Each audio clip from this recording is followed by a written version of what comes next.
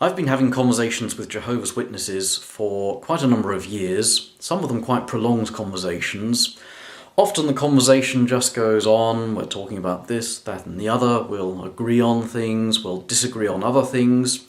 Occasionally, however, a Jehovah's Witness will throw something into the conversation which surprises me, which is unexpected, which I have to think about for some time afterwards.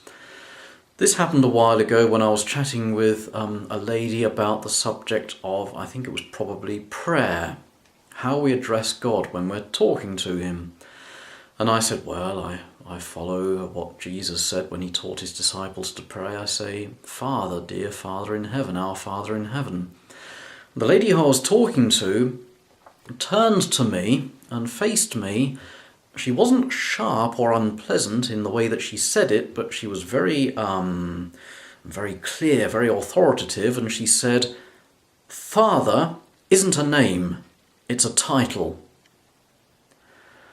And then we went on to talk about other things, and I thought, well, she obviously feels quite strongly about that. Father isn't a name, it's just a title.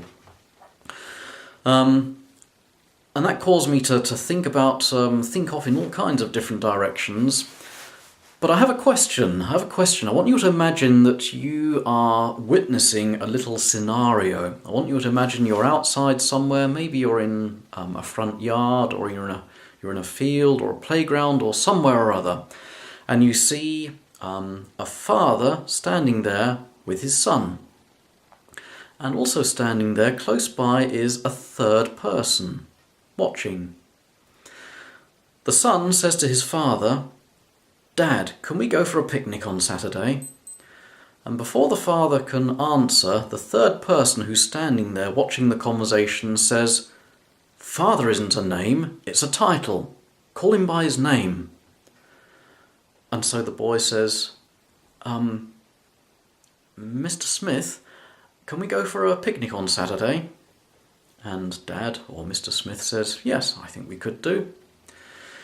Now, do you think this third person standing there, coming in on the conversation in that way, would be helping or hindering that little boy in his relationship with his father? Let's imagine another scenario. If you were able to go backwards in time magically, and you could also witness Jesus himself talking to his disciples. And again, imagine there's this mysterious third person hovering in the background. Imagine that the disciples have been observing Jesus praying. They've been observing how important his prayer life was for him. And they approach him and they say, Master, teach us to pray. Imagine then that Jesus says to his disciples, well, when you pray, do it like this. Say, Our Father in heaven.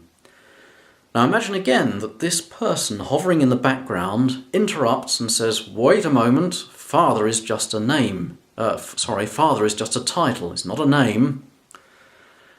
Again, do you think this mysterious third person hovering in the background, intervening in that way, would be helping or hindering the disciples praying in the way that Jesus taught them to do?